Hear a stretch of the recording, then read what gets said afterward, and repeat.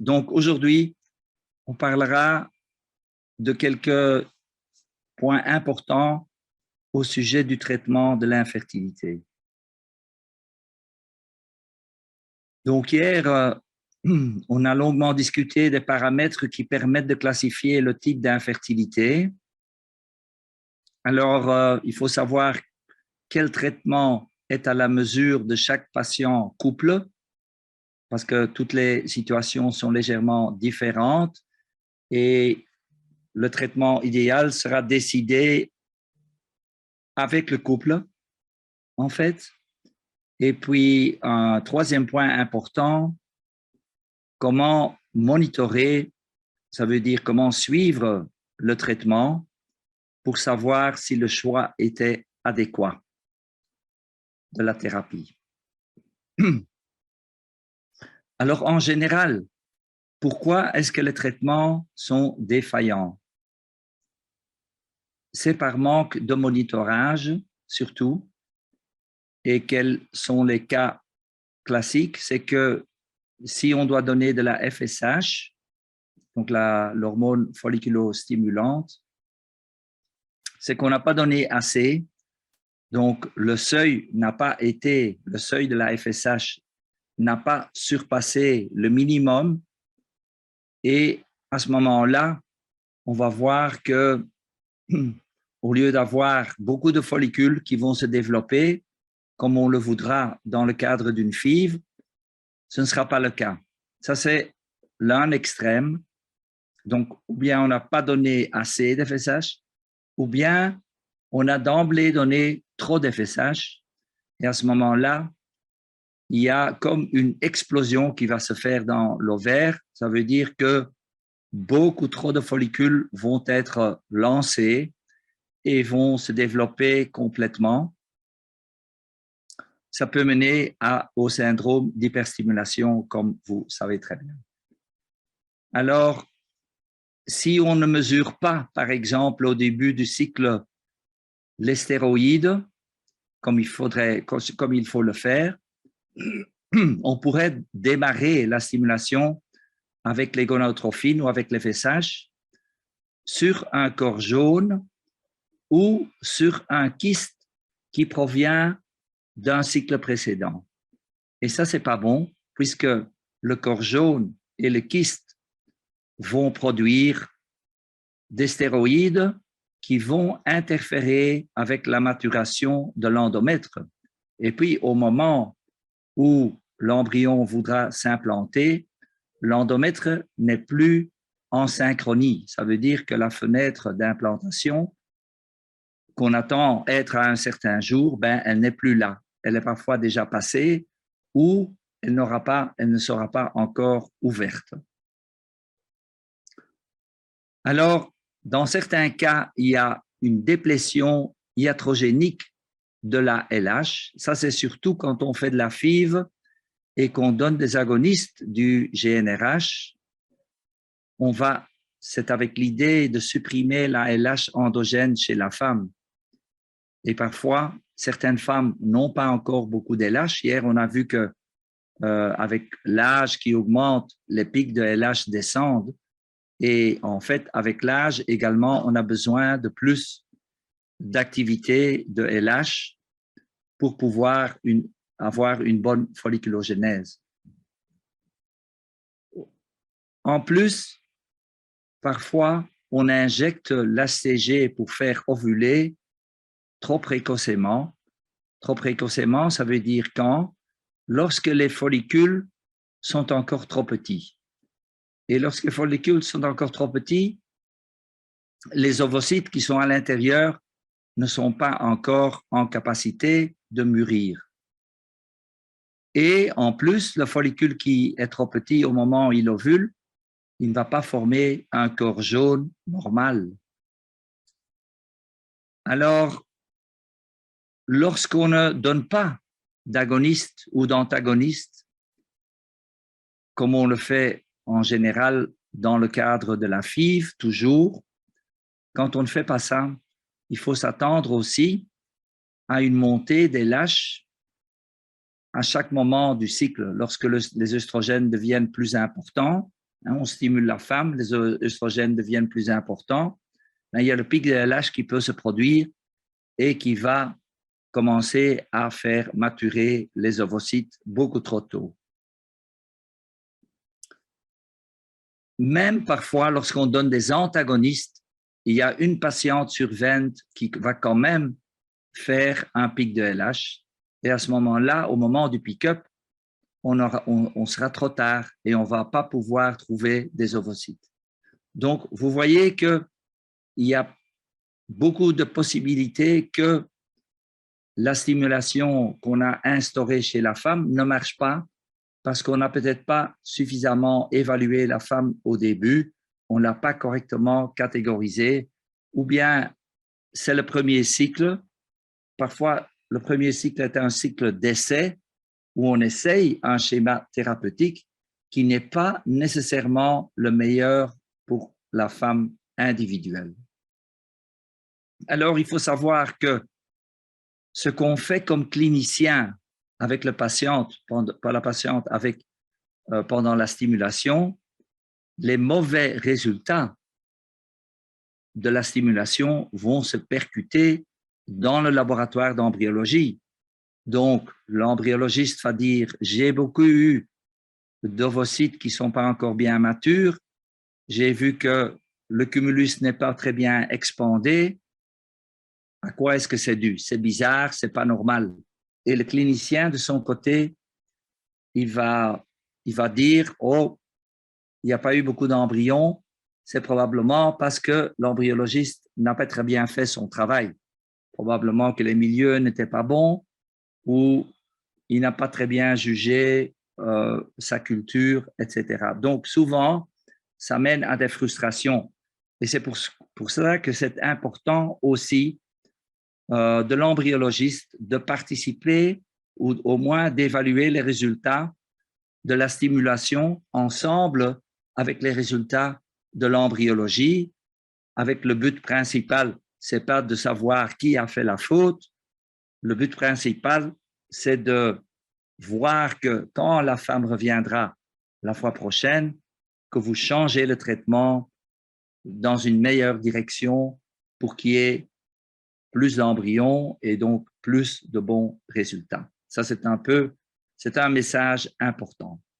Alors, selon le diagnostic, selon l'âge de la femme, selon la qualité du sperme, selon les antécédents, c'est parfois les femmes qui ont déjà fait des stimulations légères dans d'autres centres avant qu'ils viennent pour la FIV, ben, notre attitude dans le centre sera influencée par tous ces arguments que j'ai mis là au top de cette diapositive. Et donc, aujourd'hui, on parlera des 3 niveaux de traitement. Un premier niveau, c'est un traitement minimal où on va se baser sur le cycle naturel de la femme. On va essayer de mieux synchroniser l'introduction du sperme ou les rapports individuels que les gens vont avoir au meilleur moment. Mais pour ça, il faut monitorer le cycle naturel. Le niveau 2, comme on va voir, c'est lorsqu'on a décidé qu'avec le niveau 1, ça ne marche pas, ou la patiente a déjà essayé dans d'autres centres ce type de traitement, ça n'a pas marché. Il ne faut pas perpétuer le même traitement, non, on va changer quelque chose, on va passer au niveau 2. On se dit que cette femme a peut-être besoin, selon le diagnostic, et ça on va voir comment on choisit le traitement, d'une petite stimulation qui va l'aider, un peu de citrate de clomifène, ou si ça ne marche pas après quelques cycles, un peu de gonadotrophine, mais pas trop, parce qu'on ne veut pas obtenir plus que idéalement 1 follicule, mais en général, on admet 2, maximum 3 follicules à maturation complète parce qu'on veut éviter la survenue des grossesses multiples. Les grossesses multiples, aujourd'hui, c'est surtout une question de contrôle des types de stimulation au niveau 2. Et puis, on a le niveau 3, qui est ce que les Anglais disent une heart stimulation, donc une stimulation forte, où on va vider tous les follicules qui seront maturés et on peut se permettre d'avoir beaucoup de follicules dans ces cas-là, jusqu'à 18, parce que de toute façon, on va les vider, on va obtenir les ovocytes et on va replacer seulement 1 ou 2 maximum embryons dans la phase au moment du transfert.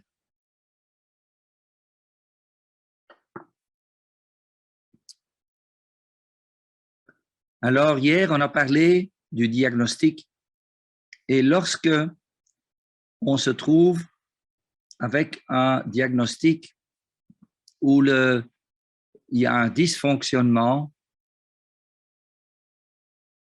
de l'hypothalamus et de l'hypophyse, ça s'appelle donc une dysfonction hypogonadotrope. Hypo, peu, veut dire peu d'hormones gonadotrophines. Donc, peu de FSH, peu de LH, de ce fait-là, peu d'œstrogène, peu de progestérone. Ce sont les signes et c'est le OMS type 1, Organisation mondiale de la santé, catégorie 1. Qu'est-ce qu'il faut faire? On a vu les étiologies hier. Les étiologies sont dues au stress, à l'augmentation du poids, à l'amaigrissement, excès d'exercice, des gens qui travaillent trop, etc. Donc d'abord, il faut naturellement essayer de solutionner l'origine avant de commencer avec la grosse batterie des traitements. Maintenant, ces patientes-ci, elles ont très peu d'œstrogènes et donc elles n'ont pas souvent un endomètre qui est formé. Comment est-ce qu'on peut savoir ça? Bon, il n'y a pas eu d'ovulation puisque la LH est très basse. Il n'y a eu pas beaucoup de follicules qui ont poussé ou la poussée n'a pas été complète. Il n'y a que très peu d'œstradiol. Ce qu'on fait, on fait ce test à l'acétate de médroxyprogestérone. On donne 5 jours de progestérone et puis on arrête et on regarde est-ce que la femme va menstruer? Est-ce qu'elle aura ses règles, oui ou non? Si elle a eu ses règles, si elle reçoit ses règles à cause de l'arrêt du traitement, on sait que l'endomètre a vu quand même une petite quantité d'œstradiol.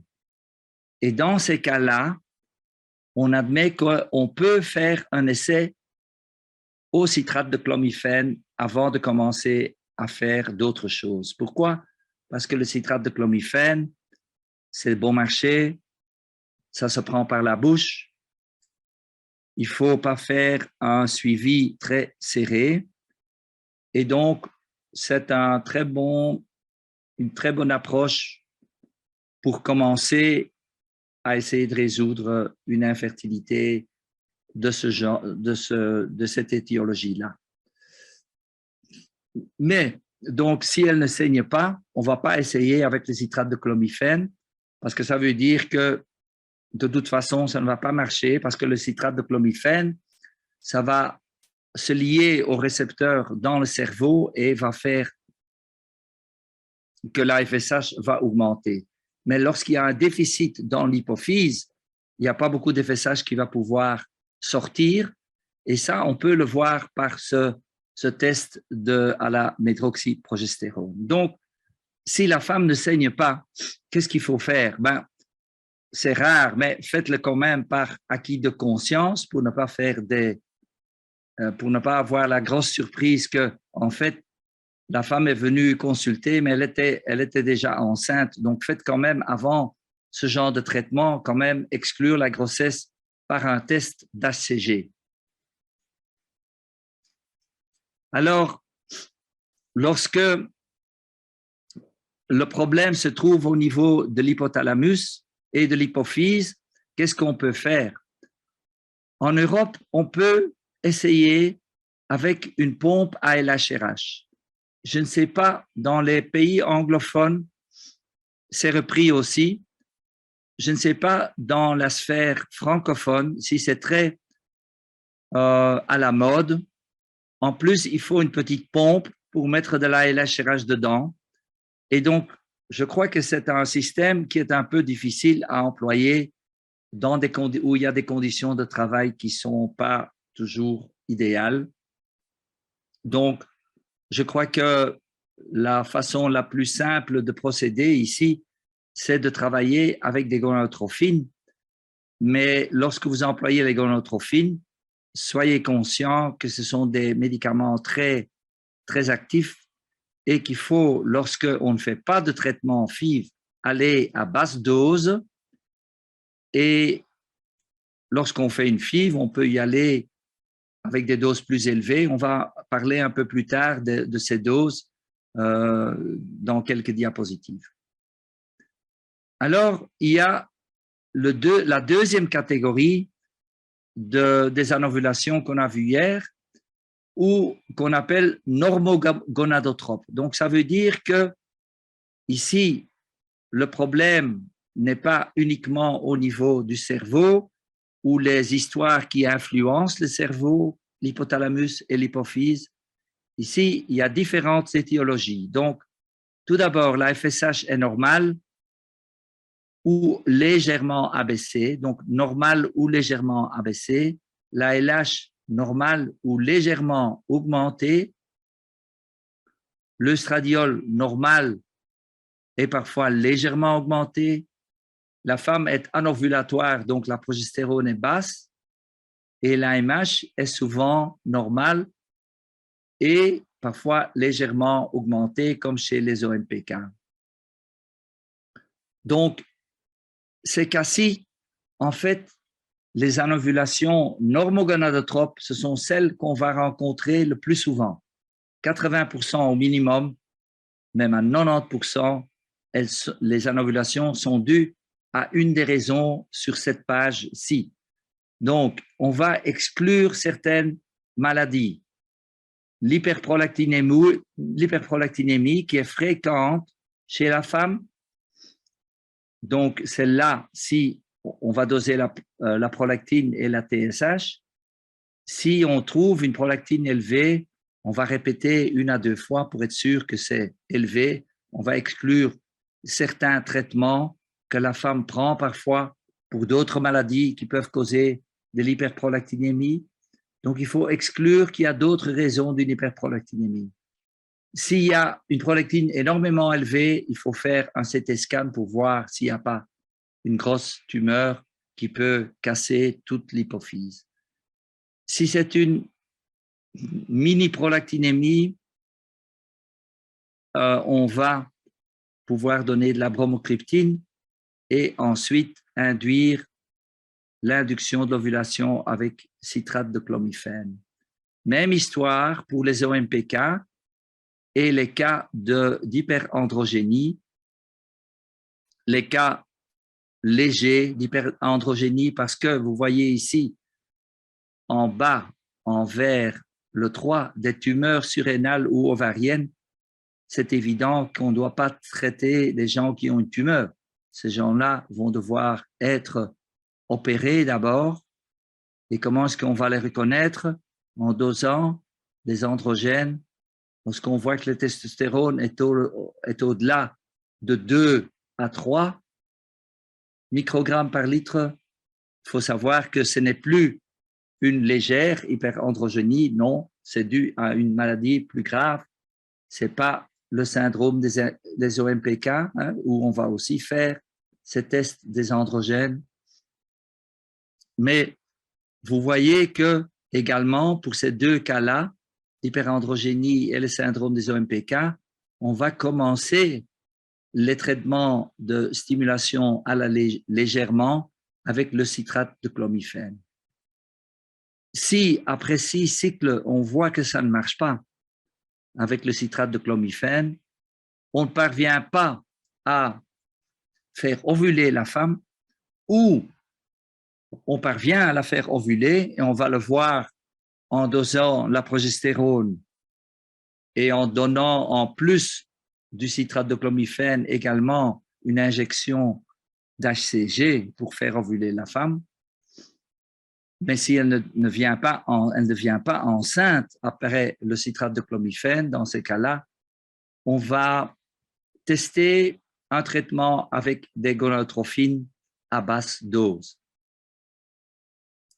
Et si dans ces cas-là, ça ne marche pas non plus, il n'y a pas de grossesse qui apparaît, on va faire une stimulation forte et se mettre à faire de la FIV. Donc, vous voyez qu'il y a différents paliers. Ici, je vous montre le niveau 2. Donc, on commence par une stimulation légère, traitement oral, gonadotrophine basse dose, et ensuite seulement on va aller vers la FIV. Mais on peut aussi faire d'autres types de traitements pour les OMPK. Par exemple, il y a des gynécologues qui vont faire par laparoscopie un drilling des ovaires. Donc, ça veut dire qu'on fait des petits trous, on fait 4-5 trous en coagulant le cortex de l'ovaire avec la bipolaire.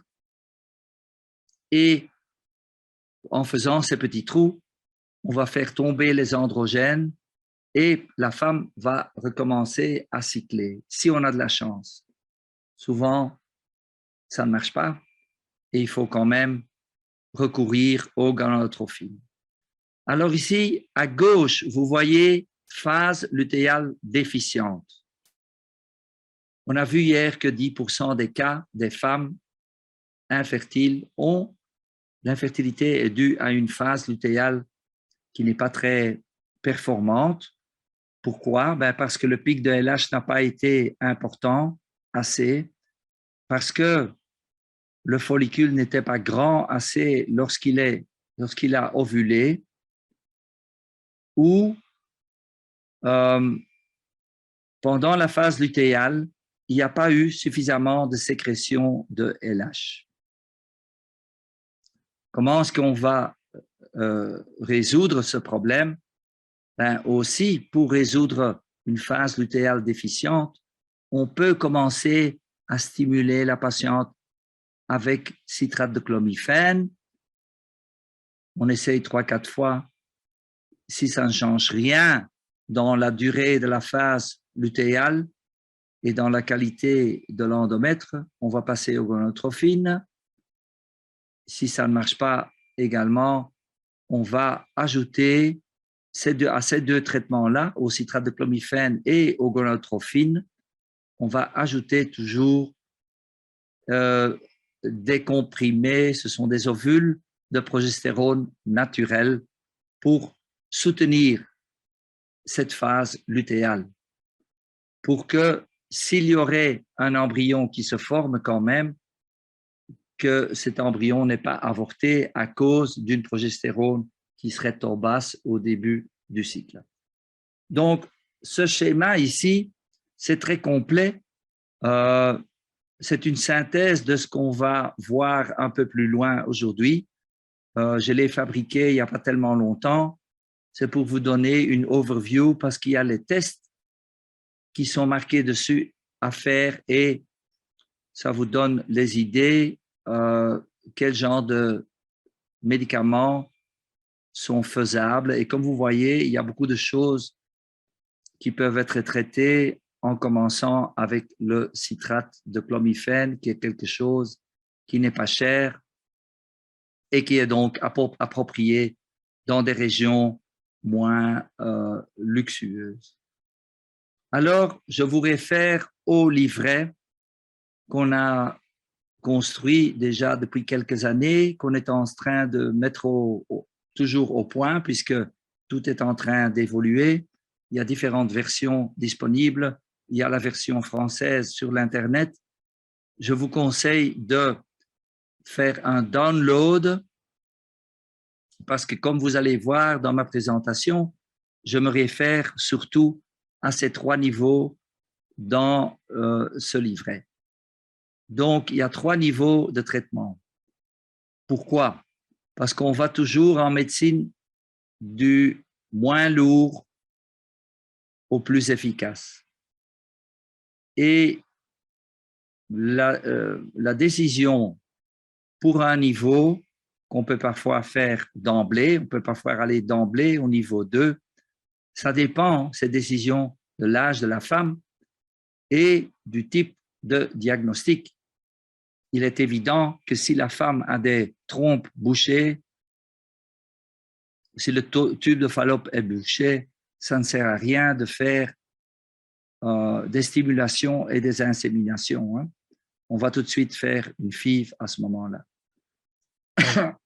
Donc, avec le niveau 1, c'est un résumé de ce qu'on veut faire, c'est améliorer la synchronie d'un cycle naturel. Niveau 2, on fait une stimulation douce pour une insémination. Stimulation douce peut se faire aussi sans insémination. Mais si vous avez un sperme qui n'est pas très bon, c'est clair que il vaut mieux faire une stimulation légère, trouver le moment idéal pour déclencher l'ovulation avec de l'HCG et puis obtenir un éjaculat de l'homme, le purifier, définir la fraction la plus efficace et faire l'insémination au moment où, dans le cycle, la femme est la plus fertile, c'est au moment de l'ovulation. Alors, le niveau 3, c'est le NEC plus ultra, c'est la forte stimulation pour la fille. Donc, les décisions, comment faire le choix? Ici, il y a beaucoup de textes et vous allez recevoir ce texte. J'ai mis spécialement du texte pour que vous ayez l'occasion de relire et de revoir ces données et d'y réfléchir. Commencer l'un des 3 niveaux de traitement, ça dépend de la détection préliminaire des trompes de Fallope, bouchées ou non, des conditions pathologiques utérines sévères, des spermatozoïdes sévèrement altérés. C'est clair que si vous avez presque une azospermie, il ne faut pas faire des inséminations.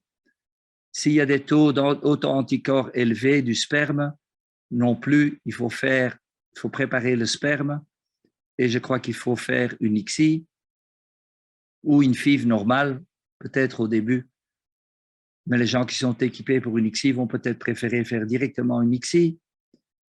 Et puis, ça dépend du recrutement des follicules ovariens, de l'âge avancé de la femme.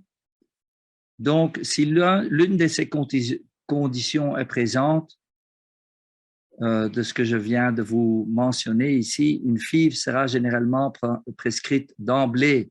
D'emblée, on va aller au niveau 3. Donc, l'ICSI est mieux indiqué que la FIV chez des couples présentant une infertilité masculine grave. Mais donc, si la qualité du sperme est acceptable, et j'ai mis une définition, 5 à 10 millions de spermatozoïdes mobiles au total dans un échantillon d'insémination potentielle, une stratégie peut être discutée avec le couple pour commencer par des niveaux de traitement 1 ou 2. Parce que le prix du niveau 3 est très élevé. Vous pouvez faire parfois 3, 4 niveaux 2 avant d'aller vers un niveau 3. Donc, avec le couple, vous prenez la décision en tenant compte de l'effort, du coût, des taux de réussite par cycle de traitement. Et je vais vous donner des taux de réussite. La littérature récente sur la pratique de l'insémination permet déjà de dresser des affirmations suivantes pour aider le couple à décider. Regardez, dans les cycles stimulés, légèrement, le taux maximal de grossesse par cycle, je parle ici du niveau 2, est d'environ 10% pour le clomifène. Donc, si vous faites un cycle de traitement de clomifène, la femme où le couple a 10% de chance d'être enceinte. Naturellement, vous faites 2 cycles, vous faites 3 cycles, ça devient du plus élevé, ça devient 15%, 20% après le clomide. Mais si après 3 ou 4 cycles de citrate de clomiphène, il n'y a toujours pas de grossesse, je parle de cycles bien monitorés où vous êtes sûr qu'il y a eu ovulation et tout, vous passez au gonadotrophine à basse dose, on va obtenir environ 20% de taux de réussite par cycle de traitement, mais le risque de grossesse multiple va être plus élevé. Avec le citrate de clomiphène, vous allez avoir que quelques pourcents de grossesse multiple. Avec des gonadotrophines, ça peut atteindre 30 à 40%. Les jumeaux, ce n'est pas un problème. Les triplés, ça devient un problème parce que je n'aimerais pas faire accoucher la femme à distance et parfois, malheureusement, les grossesses multiples commencent à se déclencher à 30, 32 semaines. La femme vit loin de l'hôpital, où il faut déjà avoir la femme dans l'hôpital ou dans les environs de l'hôpital dès la 30e semaine. Mais sinon, moi, je voudrais à tout prix éviter les grossesses multiples en Afrique. Parfois, c'est vu comme un grand succès des grossesses multiples. Mais ça sont les cas qui se terminent bien. En général, on ne parle pas des cas qui se terminent mal avec des avortements à 30 semaines, alors que la femme a dépensé beaucoup d'argent pour ses traitements de FIV, qu'elle a déjà eu plein d'espoir. Moi, je crois que c'est une catastrophe et il vaut mieux faire 3 fois un enfant en une fois 3 enfants.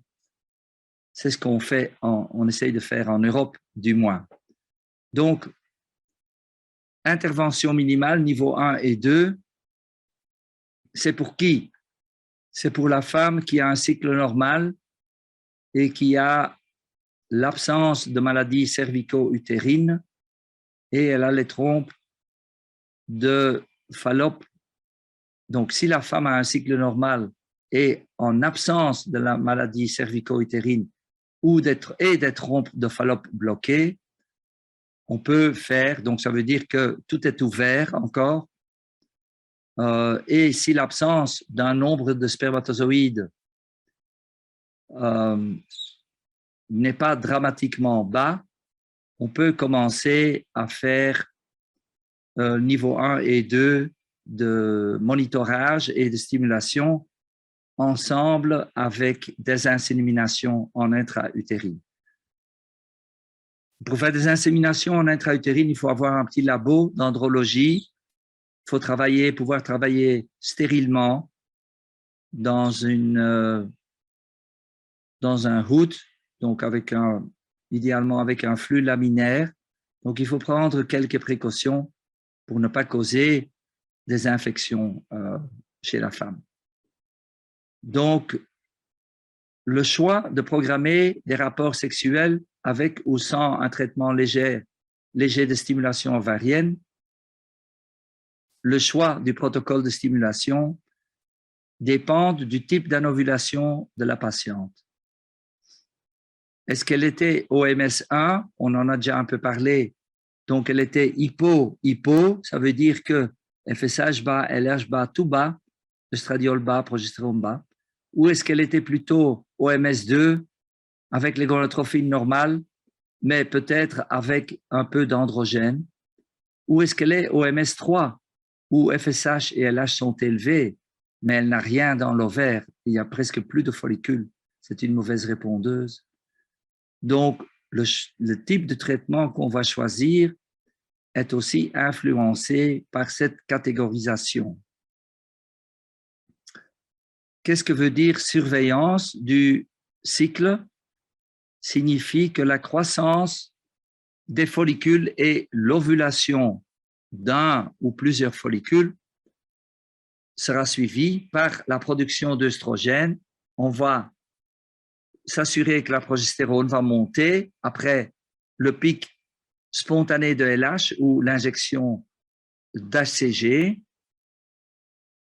Et puis, on va avoir à sa disponibilité donc les dosages et un appareil d'ultrason. Ce qu'on veut faire, comme je l'ai déjà dit, c'est essayer de trouver, d'introduire le sperme ou bien demander au patient d'avoir des rapports ou bien nous-mêmes introduire le sperme du patient bien préparé au moment idéal du cycle lorsque les œufs sont ovulés. Donc, la surveillance, je viens de le répéter, donc on fait ça en dosant des hormones. En général, on regarde la poussée de l'œstradiol et de la progestérone. Je vais vous montrer des schémas tantôt. Et le début, on va essayer de déterminer le début du pic de LH. Qu'est-ce que ça veut dire? Ça veut dire que à partir du moment où la LH va monter au-delà de 15, on va se dire la LH est en train de monter, on va inséminer la femme le lendemain matin. Parce qu'on sait que l'ovulation va être 30 heures après le début de cette montée de LH. 30 heures après le début de la montée de LH, il y a l'ovulation. À ce moment-là, on veut être là avec les rapports ou on veut déposer le sperme par une petite canule en intra-utérine. Et puis, on a aussi l'appareil d'ultrason. On peut voir combien de follicules poussent et on peut aussi arrêter quand il y a trop de follicules qui sont en croissance pour ne pas provoquer des grossesses multiples de haute quantité. Donc, le niveau 1, le choix là, c'est si la femme a un cycle tout à fait naturel de 28 jours, on peut s'assurer de cela en dosant à quelques moments du cycle les hormones que je viens de vous mentionner. À ce moment-là, on peut faire des inséminations. Si elle ovule au jour 12, on peut l'inséminer à ce moment-là aussi en intra-utérine ou on peut téléphoner la patiente. Le pic de LH est là, vous devez avoir des rapports ce soir et demain. Et puis, il y a le niveau 2 où on emploie une stimulation ovarienne douce. On va associer à cela des rapports sexuels naturels ou des inséminations en intra-utérine. L'objectif idéal, qui est rare à obtenir, c'est induire une mono-ovulation. C'est un peu un idéal. C'est pour ça qu'on a parfois trop de jumeaux dans cette catégorie de niveau 2. Je dois dire qu'en Belgique, ici dans l'hôpital, on reçoit les triplets, les quadruplets, les quintuplets. Elles proviennent tous, bien entendu, du niveau 2. Et alors, c'est à nous, praticiens, à les réduire vers 2. Ça doit aller de 5 vers 2 ou de 4 vers 2. C'est un travail que personne n'aime faire. C'est un travail que les patientes n'aiment pas subir et avec un risque de perdre toute la grossesse. Donc, mieux vaut prévenir que guérir, je dirais. Alors, quels sont pour le niveau 2 les produits hormonaux à utiliser? Je vous l'ai déjà dit, c'est le citrate de clomifène. Pour commencer, on va voir, on commence à basse dose, on augmente la dose. Là, il y a une pratique pour chaque médicament qu'on va survoler aujourd'hui, mais je pourrais m'étendre là-dessus. Ce que je vous raconte ici sur 1 heure, on pourrait en travailler là-dessus pendant toute une journée et ce serait mieux pour tout le monde. Mais hélas, on est restreint aujourd'hui. Donc, on peut, après le citrate de clomifène, faire des gonotrophines. On peut employer différents produits urinaires ou recombinants Je dois dire que les bons vieux urinaires sont tout aussi bons que les recombinants. Il n'y a pas de différence en efficacité. Il y a souvent une différence en prix. Et ce n'est pas parce que c'est recombinant que c'est mieux, mais il faut faire attention aussi à l'origine et à la préservation de ces médicaments qui parfois ne sont pas conservés, ont été conservés dans les conditions idéales. Je dis ça, parfois on dit que le médicament n'a pas un effet. Ce n'est pas parce que le médicament n'est pas bon, performant, c'est parce qu'il n'a pas parfois été gardé à une bonne température où il a transféré, il est resté dans un aéroport, sur un tarmac, etc. C'est pas toujours transporté, certainement dans des pays dans le sud. Il y a des douanes qui sont embêtantes, etc. Donc la voie est parfois pas très facile. Comme je vous avais dit, on essaye de toucher les jours les plus fertiles ici autour de l'ovulation et vous voyez ici la décroissance rapide de la probabilité de conception. Alors, le monitoring du niveau 1, qu'est-ce que ça veut dire? Ça veut dire qu'on a à disposition un petit appareil qui fait ces hormones. L'appareil peut être employé par tout le monde parce qu'il faut simplement pouvoir mettre le sérum dans la cassette pour obtenir un résultat. Donc, c'est très facile, il faut un petit entraînement et on peut avoir des dosages quantitatifs de bonne qualité. Et ce qu'on fait, c'est le jour 1 du cycle. On regarde les valeurs de base, estradiol, progestérone et LH. On dit à la femme, revenez au jour 8. On regarde, est-ce que l'estradiol commence à monter, oui ou non? Si oui, on dit, vous venez dans 2 jours. Si elle n'a pas monté, vous dites, revenez dans 3 jours. Donc, il y a une petite flexibilité que vous pouvez vous permettre ici, mais c'est quelque chose qu'il faut apprendre aussi. Vous n'attendez pas à moi de vous donner un truc qui marche à 100%. C'est vous-même qui vous devez, selon la patiente devant vous, faire votre expérience personnelle parce que vous allez lier également ceci avec des ultrasons, par exemple. Vous allez faire une ultrasonographie au jour 8 pour voir est-ce qu'il y a quelque chose qui a bougé dans cet ovaire ou pas. Ça va vous guider aussi. Si vous ne voyez rien de bouger, vous dites c'est 3 jours.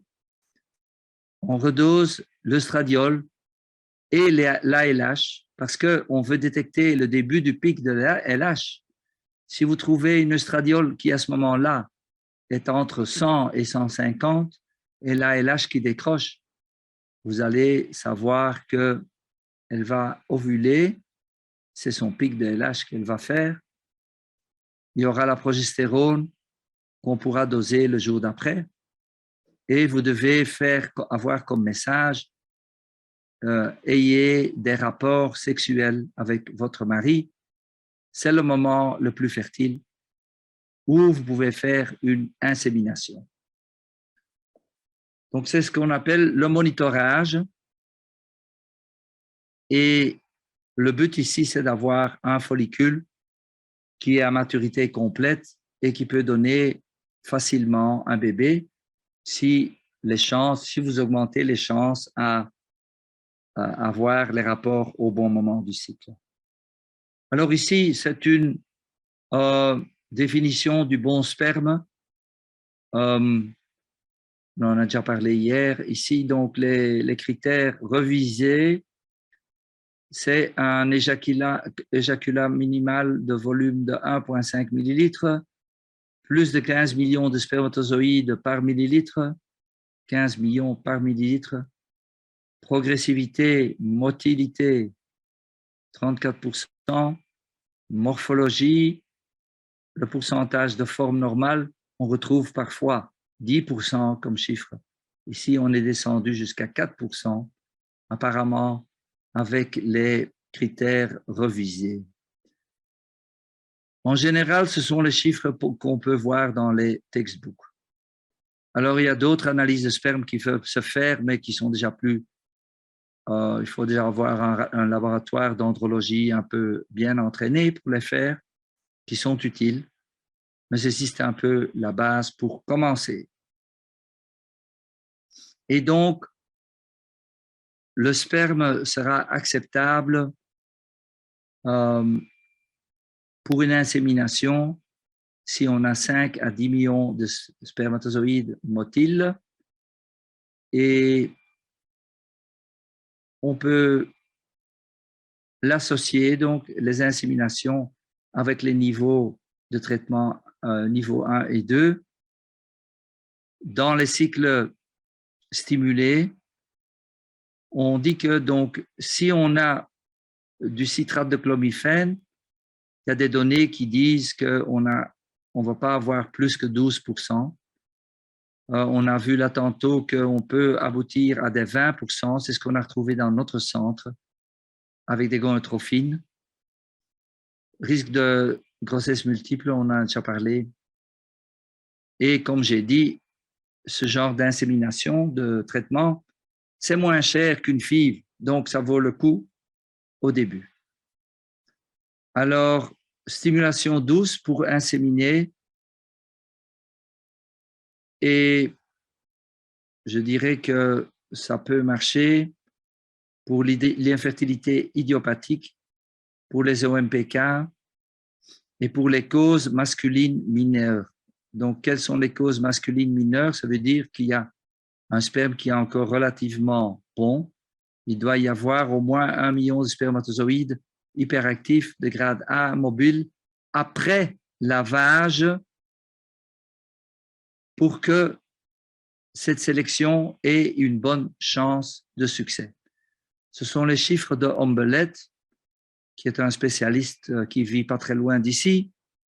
Il a étudié ça très bien. C'est un andrologue plutôt, c'est un gynécologue, mais il a fait beaucoup d'andrologie. Vous le connaissez peut-être. Et il dit donc au moins 1 million de spermatozoïdes hyperactifs de grade A et mobile après lavage qu'on va inséminer. Et c'est le traitement qu'on voit souvent, qu'on fait souvent ici. On en fait quelques milliers chez nous. Donc, petite stimulation avec insémination. Donc, les anti-œstrogènes, ce sont donc le chlomifène citrate, sont peu coûteux et nécessitent peu de contrôle, mais ne peuvent être efficaces que si l'hypothalamo-hypophyse fonctionne normalement. Comment est-ce qu'on peut le mesurer? Je vous rappelle, je vous réfère au premier schéma que je vous ai discuté, ou le deuxième schéma, où je dis qu'il faut faire le test à la progestérone. Si le test à la progestérone est positif, la femme saigne, essayez d'abord avec le citrate de chlomifène. Si le test est négatif, ça ne vaut pas la peine. On va tout de suite vers les gonadotrophines.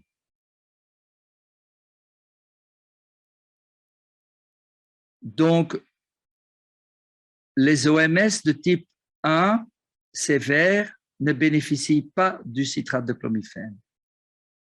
Et il y a 20 à 30% des patientes qui présentent une dysrégulation gonadotrophique OMS de type 2.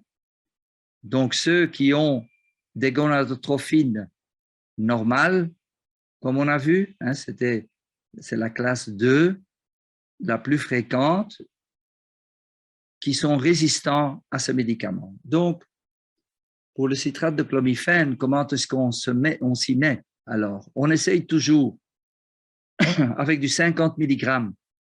On va voir est-ce que la femme va ovuler après 50 mg. On donne ça du jour 2 au jour 7. Et si avec la dose de 50 mg, elle n'ovule pas, vous commencez à donner 100 mg, cycle d'après. Si elle ne va toujours pas ovuler, vous commencez avec 150. Vous pouvez aller plus lentement. Parfois, on essaie 2-3 fois avec 50, 2-3 fois avec 100, maximum 150. parce que le citrate de clomiphène donne parfois très fort mal à la tête.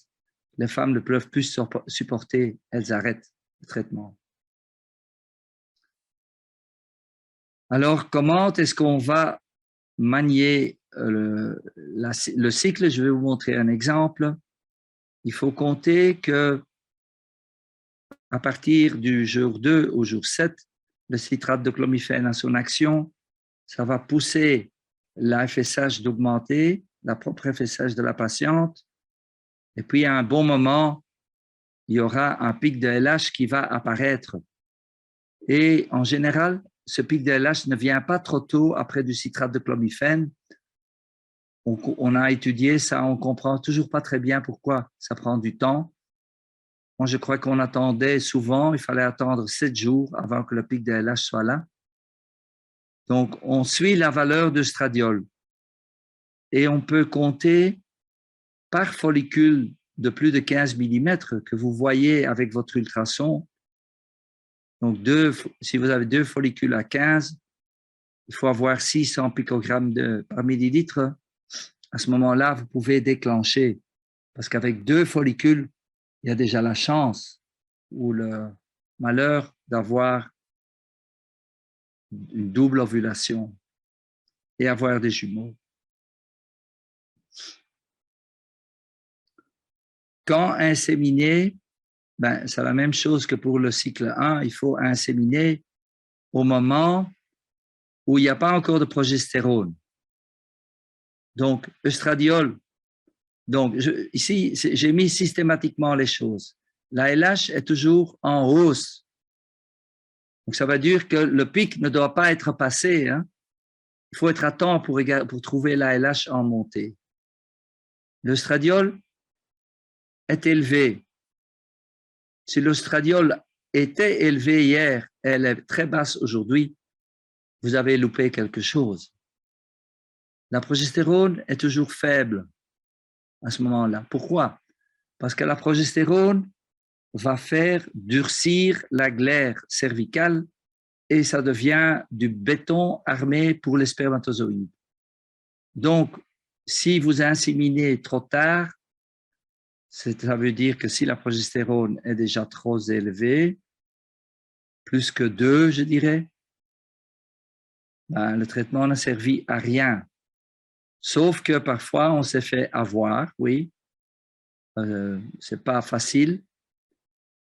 Au moins, la fois d'après, faites un monitorage un peu plus tôt chez la même femme. En général, les femmes réagissent de la même façon, de cycle en cycle.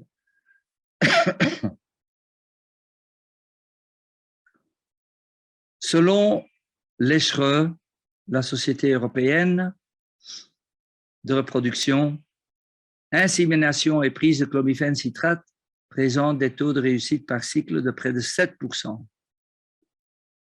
J'ai parlé de 10%. Eux, ils sont très conservateurs, ils disent 7%.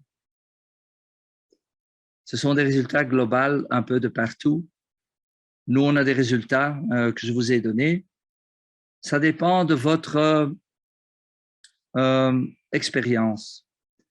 Et au début, la première année, vous allez avoir du 7%. L'année d'après, vous allez avoir du 12%, puis du 15%. C'est en faisant que vous allez apprendre. Alors, si après 4 à 6 cycles, il n'y a toujours pas de grossesse avec le citrate de clomiphène, on va passer aux gonadotrophines. Dans le petit livret, dans le booklet, comme on dit, c'est le niveau 2B. Oh, oui, ici, pour le citrate de clomiphène, comment est-ce qu'on va monitorer? C'est ce que vous allez trouver dans le booklet ici. La figure classique. Vous avez ça en français dans le booklet, mais je n'avais pas les figures scannées déjà pour le mettre ici. Donc, vous allez trouver jour, échantillon de sang, ultrason et hormones. Estradiol, progestérone, ACG. Donc, vous faites ce genre de fiche chez vous à la maison et vous allez remplir ces fiches pour la patiente. Vous allez mettre les concentrations ici de stradiol. Et vous voyez que pour le citrate de clomifène, on fait un échantillon de base, le stradiol, progestérone, un CG, et puis on va voir le stradiol, progestérone, LH après au jour 10, parce que le pic vient rarement avant le jour 10. Si le stradiol monte convenablement, vous allez demander une prise de sang après 24 heures. Si vous voyez que le stradiol n'est pas très élevé, vous allez demander un nouvel échantillon 2 jours plus tard. C'est ce qu'il faut apprendre. C'est un cas de citrate de clomifène. Ça sort du booklet aussi. Donc, ce que vous allez trouver, ce sont les concentrations par paramètre. En vert, c'est la LH. En rouge, les œstrogènes. En jaune, la progestérone. Le jour du cycle, le traitement, ici vous voyez, la femme était basale. Elle n'est pas enceinte. HCG moins de 5, progestérone basse, estradiol 30, LH 8. Ce sont des chiffres basales. Vous donnez du jour 3 au jour 7, jour 2 au jour 7, 5 jours citrate de clomifène. Ici, on a donné chez cette femme 2 fois 50 mg. Les comprimés sont de 50 mg.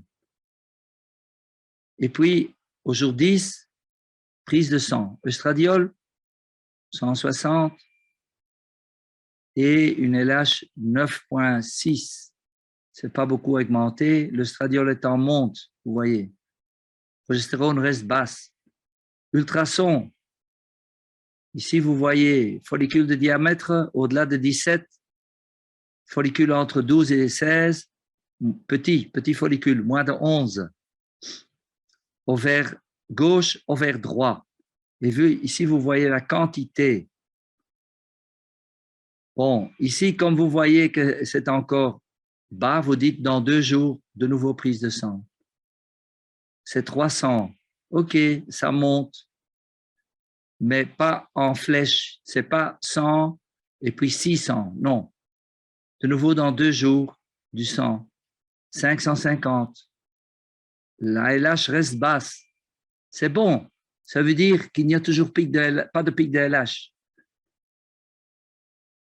Ça veut dire que on peut toujours espérer qu'on ne sera pas trop tard. Ici, lorsque on a déjà 500, ça veut dire, et ici, sur l'ultrason, on voit un follicule de 17 mm. Donc, ça veut dire on a un œuf qui est presque à maturité complète. On peut doser le lendemain matin et vous voyez que comme il n'y avait que 2 grands follicules et qu'on a 300 par follicule, ça fait à peu près 600, c'est resté calé à 600 et la LH a commencé à augmenter, elle est devenue 32 et donc le jour d'après, comme la LH est augmentée, on fait l'insémination intra-utérine.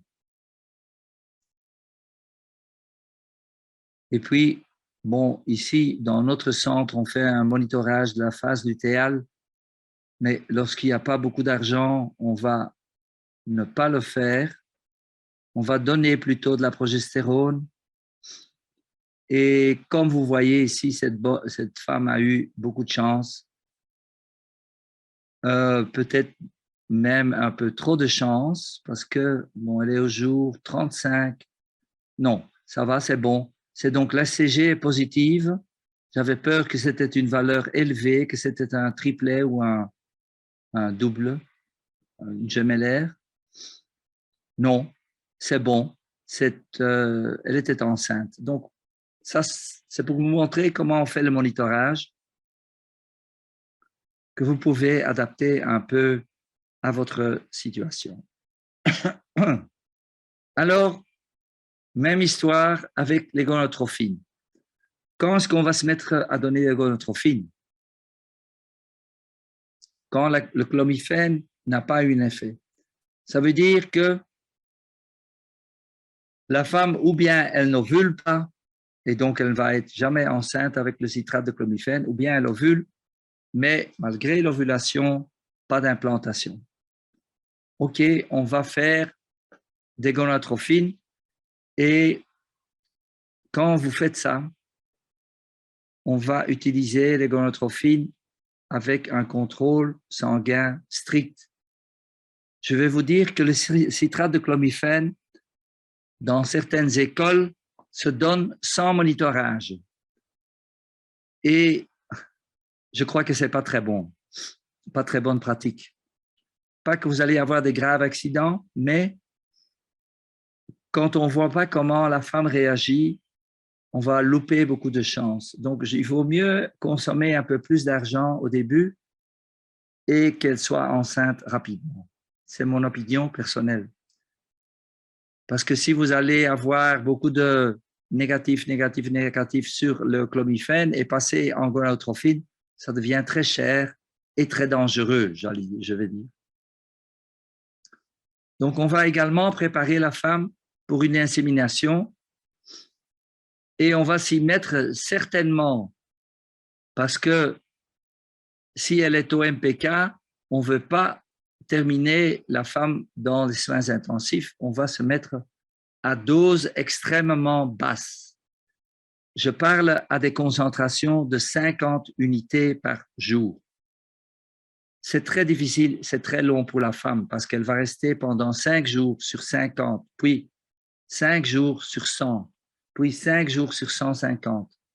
Elle s'épuise en faisant ce genre de traitement. Donc, ce n'est pas facile. C'est pour ça que je trouve qu'il faut un peu mieux essayer d'optimiser le citrate de clomifène avant de passer aux gonadotrophines qu'il faut faire toujours avec des inséminations et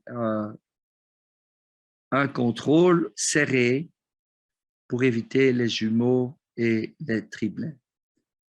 Donc, vous voyez qu'on peut tomber à 20% de grossesses multiples.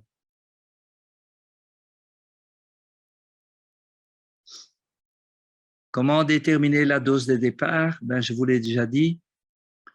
Si la femme est de type hypogonadisme hypogonadotrope, OMS 1, rare comme je dis, moins de 10%. Dans ce cas-là, souvent, l'hémorragie de privation à la fin de l'administration de la progestérone, la médroxy, ne se produira pas. Dans ces cas-là, vous pouvez commencer avec du 150 unités d'HMG. Pourquoi 150? Parce qu'elle ne produit rien elle-même, la femme. Elle est hypo, et elle ne saigne pas. Donc, il n'y a pas beaucoup de production endogène. Par contre, si elle saigne après la médroxyprogestérone, et malgré que les LH, FSH sont basses, il ne faut pas lui donner d'emblée du 150. Vous pouvez commencer avec seulement du 100 ou du 50. OK, donc vous pouvez jouer avec la dose là. Alors, si elle est de type OMPK, les ovaires micropolykystiques, qui est un syndrome fréquent, qui est 80% des cas, qui est parmi les anovulations de type 2, qu'est-ce qu'on fait? Dans ce cas-là, on a déjà fait le clomifène citrate, qui était le premier choix.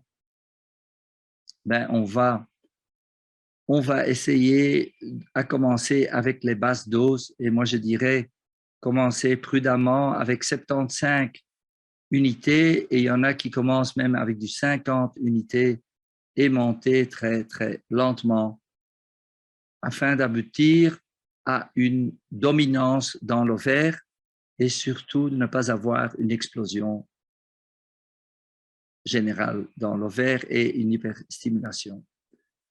Alors, comment est-ce que se fait un monitorage? C'est un exemple, de nouveau, induction. Donc, on a utilisé une HMG ici. Jour 1 du cycle, vous connaissez maintenant déjà HMG. On a commencé avec deux ampoules de 75 unités. Donc, c'est du 150 qu'on a donné. Vous voyez ici les valeurs de base. Et on a dit, vous revenez au jour 5 ou 6. On a une petite flexibilité ici. Si le 5, c'est un dimanche et on n'a pas envie de venir ou le labo ne travaille pas, on viendra le jour 6. Il n'y a pas beaucoup de problèmes. Vous voyez que, regardez, le stradiol est bas. On a dit, oh, revenez dans 3 jours. Oh, le stradiol est toujours basse. Qu'est-ce qu'on a dit? Ben, on va ajouter quand même une ampoule de 75. Et on a attendu, ça n'a pas augmenté. Et puis, on est quand même, parce que 3 ampoules, donc ça veut dire 225, c'est déjà beaucoup. Et il faut voir le phénotype de la femme. Il faut voir, est-ce qu'elle a beaucoup de follicules? Ici, elle n'a pas terriblement de follicules. Donc, on aurait pu, ici, déjà augmenter de 75, mais le gynécologue était très conservateur et lui, il a décidé, non, je reste sur du 3. Et vous voyez que ce n'était pas une mauvaise décision, puisque ici, elle a doublé et on s'est dit, ben, elle ne monte que très lentement, on peut attendre 2 jours, elle n'a que doublé. Et vous voyez que sous l'HMG, le stradiol a bien monté, elle a un follicule ici, au ovaire gauche, de plus que 25 et 2 petits follicules de 16. Ça peut vous faire un triplet. Maintenant, avec un taux de stradiol qui est bas ici, il y a probablement un kyste ici. Moi, je soupçonne que au début, ici, lorsqu'on a fait première échographie, ceci, c'était encore un kyste, un petit kyste qui a poussé. Et que c'est seulement le 16 ici qui aura ovulé. Donc, il n'y a pas eu de pic de LH endogène. On s'est dit, il y a un follicule qui est là, on va le faire ovuler, on donne de la CG et on voit que la progestérone a monté et on a fait l'insémination. Voilà, ça c'était monitorage niveau 2. Ce que vous apprenez ici, c'est qu'on y va apparemment très mollo, très lentement, parce qu'on a peur des dégâts. Alors, si toutes ces histoires-là n'ont pas marché pour la femme, et parfois on parle ici d'une période de 2 à 3 ans, des femmes qui attendent aussi longtemps avant de se décider de passer au niveau 3. Bon, naturellement, celles qu'on a traînées, on sait qu'elles ont des trompes ouvertes, etc. Donc, ce n'est pas les cas qui ont 35 ans, où on doit aller rapidement pour avoir encore une grossesse dans un ovule. Non, ce sont les cas qui ont encore un peu de temps, où les trompes sont ouvertes, il n'y a pas de problème dans l'utérus, etc. Donc, si, et j'ai étayé au début quels sont les cas où il faut passer directement au niveau 3, dans les premières diapositives. Donc, le niveau 3, l'objectif est d'obtenir plusieurs ovocytes à féconder et de remplacer 1 ou 2 embryons dans le même cycle de traitement. Je mets 1 ou 2 parce que je vois que en Europe, ce sera parfois aussi 1 ou 2, de plus en plus 1, parce qu'on veut éviter, et les gens ont quand même une sécurité sociale. Dans les pays en voie de développement, on prend un peu plus de risques puisqu'on se dit, mais les gens ont déjà dû payer autant, ils veulent avoir quand même un succès. Et puis, on prend quand même un petit risque, même s'il y a 2 embryons, souvent, les 2 ne vont pas tenir. Il y en a un qui va disparaître spontanément et on va terminer le cycle quand même avec une grossesse unique.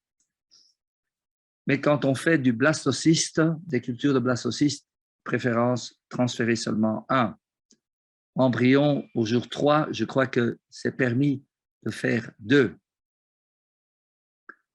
Naturellement, quand on a beaucoup d'embryons, il faut pouvoir les cryoconserver. Et ça aussi, on voit que le gynécologue, lui, dit oui, on n'a pas l'infrastructure pour cryoconserver, donc on prend plus de risques, on transfère 3 embryons. Les chances sont plus élevées d'avoir des grossesses, mais aussi grossesses multiples. Quels sont les protocoles standards et le suivi?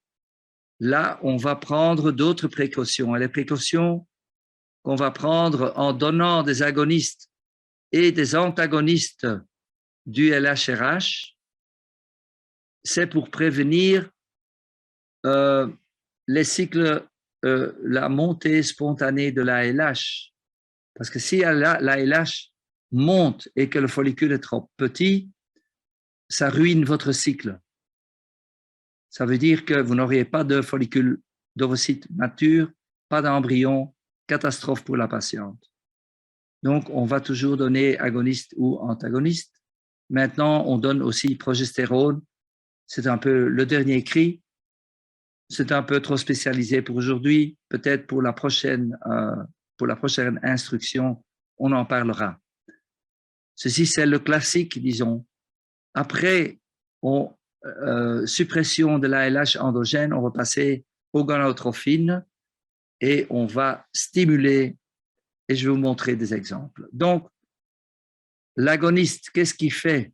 L'agoniste du GNRH, on a transformé la molécule, elle va se lier fortement à l'hypophyse et va causer d'abord, on dit, un effet de flambée. On voit que l'ALH et la FSH font un pic. Et donc, il faut attendre au moins 12 jours pour avoir le pic tout à fait supprimé. C'est une première molécule qu'on utilise, c'est la première qu'on a utilisée.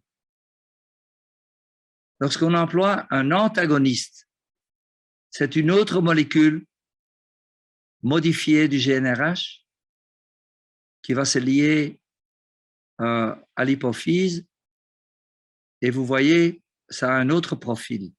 Il va simplement bloquer l'hypophyse, il ne va pas causer de stimulation initiale. Donc la LH va tout de suite tomber et donc c'est un médicament plus rapide à utiliser et finalement plus facile pour la patiente. Est-ce que c'est meilleur que les agonistes? Non. D'ailleurs, en Chine, la plupart des gens emploient les agonistes parce qu'ils disent que c'est meilleur marché et que leurs résultats sont mieux qu'avec les antagonistes. Vous voyez ici les 2 résultats comparés, les 2 protocoles. On voit qu'avec les antagonistes, c'est un petit protocole court. Avec agonistes, c'est long. Il faut compter 2 semaines, 2 semaines et demie. Ici, il faut compter 10 jours, 1 semaine et demie. Et puis, il y a différentes façons de planifier pour éviter que le laboratoire soit trop encombré. On va passer sur ce chapitre-là parce que c'est déjà spécialisé. Les principes sont les mêmes qu'avec une stimulation. Il faut monitorer, mais on peut commencer avec des doses plus élevées. Une dose standard pour commencer est de 150 unités.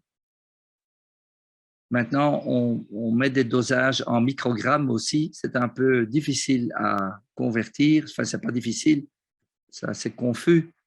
Moi, je parle toujours en unité internationale. On commence avec 2 unités, sauf également si on sait que la femme ne répond pas très bien et qu'il faut lui donner, parce qu'elle a déjà eu par des traitements auparavant, pas beaucoup d'ovocytes aux ultrasons, commencerait avec 3 ou 4 ampoules. Mais jamais être agressif et commencer à 4 ampoules.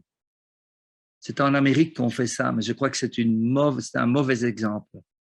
Il faut être conservateur et essayer surtout de ne pas avoir des complications. Comment monitorer? On va voir plutôt un exemple. Ce n'est pas très différent de ce que je vous ai montré. Vous allez voir que dans le booklet, vous trouverez plein d'indications pour vous qui sont déjà schématisées, que vous pouvez simplement appliquer chez vous. Vous les copiez et vous les mettez en couleur. Et un exemple, voilà l'exemple. De nouveau, c'est un exemple à agoniste. Donc, l'ancien protocole long, comme on dit, et vous voyez ici l'effet de flambée. Il faut attendre des semaines. Hein. Si c'est week 1, week 2, week 3.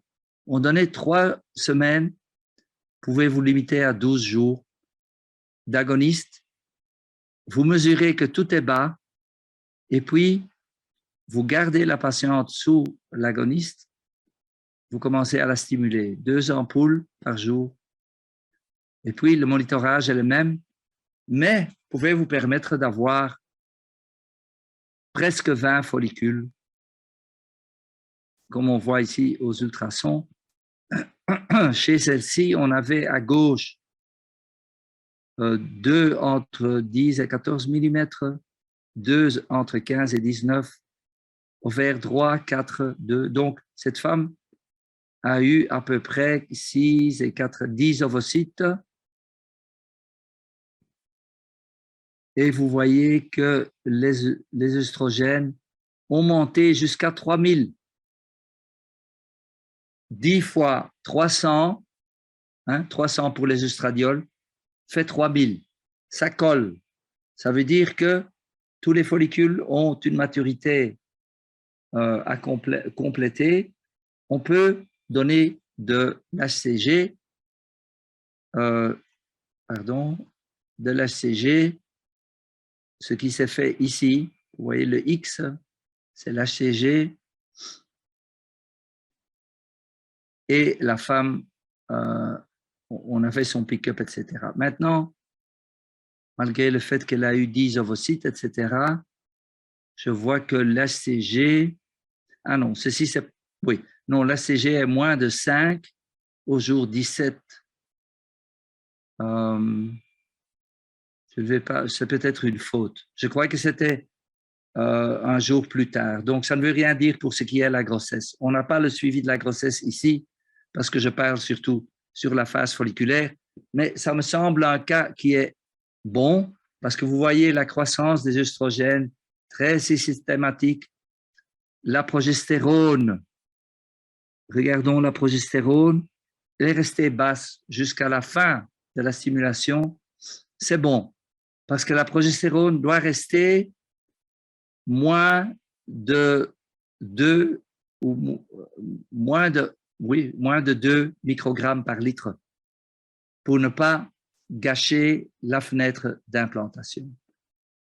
Donc, vous voyez, moi, je vous parle en chiffres œstradiol, progestérone, HCG, LH. Ça, c'est ce que j'appelle monitorage. Et puis, on compte les follicules. Et de cette façon-là, vous allez pouvoir manier votre couple de tentative à tentative. Naturellement, idéalement, elle doit être enceinte de la première fois. Mais c'est rarement le cas. En général, les résultats normaux par cycle de FIV sont aux alentours de 30% dans un labo bien entraîné. Lorsqu'on transfère un blastocyste, 40%. Ça, c'est le protocole antagoniste. C'est un peu le même principe de monitorage. Il y a quelques différences à la fin. mais on ne va pas s'attarder là-dessus.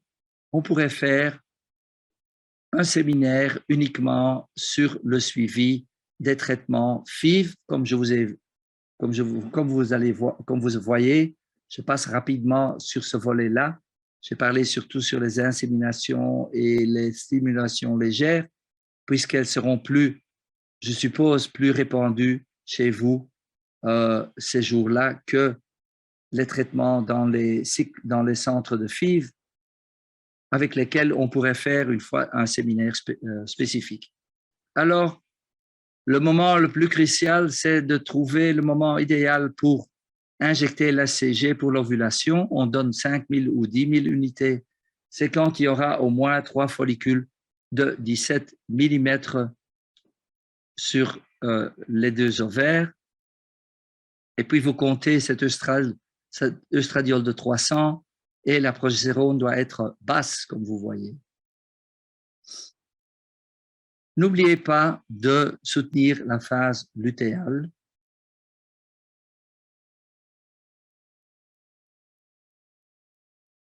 Alors, il y a d'autres volets qui sont traités dans le booklet sur les pages 32, les alertes.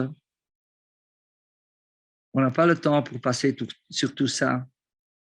Je vous laisserai quelques diapositives sur la progestérone parce que le cycle stimulé est différent que le cycle non stimulé. Regardez, ici, le jour de l'aspect de l'endomètre au jour de l'ovulation dans un cycle naturel, qu'est-ce que ça vous raconte? Vous voyez les glandes encore serrées, le stroma, où il n'y a pas encore beaucoup de sécrétion. Ici, ce sont des cellules globules rouges. Ça, c'est l'aspect. Lorsque vous stimulez, ça, c'est l'aspect. C'est tout autre chose. Qu'est-ce que ça veut dire? Ça veut dire que l'endomètre n'est pas le même que dans un cycle naturel.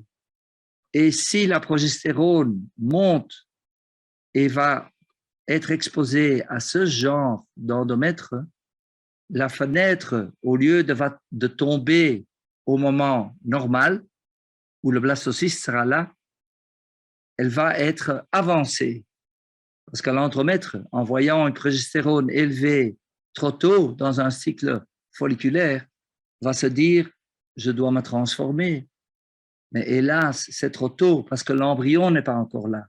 Et vous allez gâcher l'embryon que vous allez remettre dans l'utérus à ce moment-là. C'est une notion que je vous donne ici et ensuite vous allez comprendre les schémas et les données que j'explique ici qu'on pourra traiter peut-être une fois la prochaine fois.